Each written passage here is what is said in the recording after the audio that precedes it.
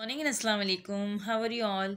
I am grade 4 science teacher and today we are revising all the chapters that we have done in online classes before or the one that we have done it in our physical classes as well. So let's start with chapter number 1, parts of the plant. Okay, in this chapter we have to deal about the various parts of the plant. You must be knowing the various parts of the plant. The plant is to be divided in two systems. Root system.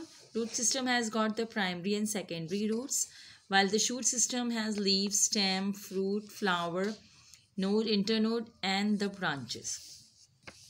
Then we studied about the edible parts of the plant. There are so many parts of the plant that we eat. For example, we eat carrots, beetroot, radish. They are the roots of the plant.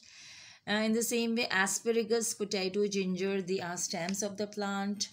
And lettuce, spinach, and cabbage are the leaves of the plant. While flowers of the plant are broccoli and cauliflower. And then we eat the various fruits of the plant like tomato, apple, and cucumber. And other than that, we eat some seeds of the plant like peas, green beans, and sunflower seeds. Then we go ahead in this chapter and we studied about the life cycle of a flowering plant. In the life cycle of a flowering plant, first we sow the seed, then it develops into a seedling, a little plant, and then it becomes an adult plant, and then it bears flowers and fruit. So this is the life cycle of a flowering plant. Then we did about germination. Germination is when an embryo develops into a new plant. Embryo is the baby plant. When it develops into a new plant through the process that is called germination. The process of growing of embryo into an adult plant is called germination. Then we studied about fertilization that happens in flowers. Flowers have two main parts, reproductive parts of the plant. One is the male reproductive part of the plant, that is stamen. It has anther and filament. And the second is the female reproductive part of the plant, that is the pistil. The pistil has three parts: stigma, style, and ovary. Now fertilization, how does fertilization takes place? When the pollen grains produced by anther is transferred into the stigma. You can see and study the various parts of the flower. That is on page number 11. Now turn your page. Let's come back to the various classifications of the plant. There are different classification of the plants. We have plants that grow in cold environments and some that grow in hot environments like desert. So plants that grow on land are called terrestrial plants, such as pine and cactus and cedar. And some are found in forests like Rafflesia flower. And some plants are called parasitic plants because they are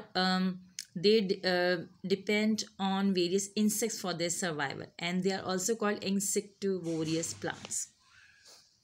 There are three main types of flowering plants: perennials, biennials, and annuals. Then we studied about then we started the second chapter. Second chapter, you have to open up the second chapter. I asked a few questions with the children on question number 1 in our online classes. Then we started the second chapter, plants making food. In this we studied about the various parts of the leaf, and you can see the various parts of the leaf, and this is the tip and this is the veins, then blade, petiole, stipule, and axil. These are the various parts of the leaf. Then we studied about the different type of leaves, and we also studied about how do leaves make their food. Now, how do leaves make their food with the plant?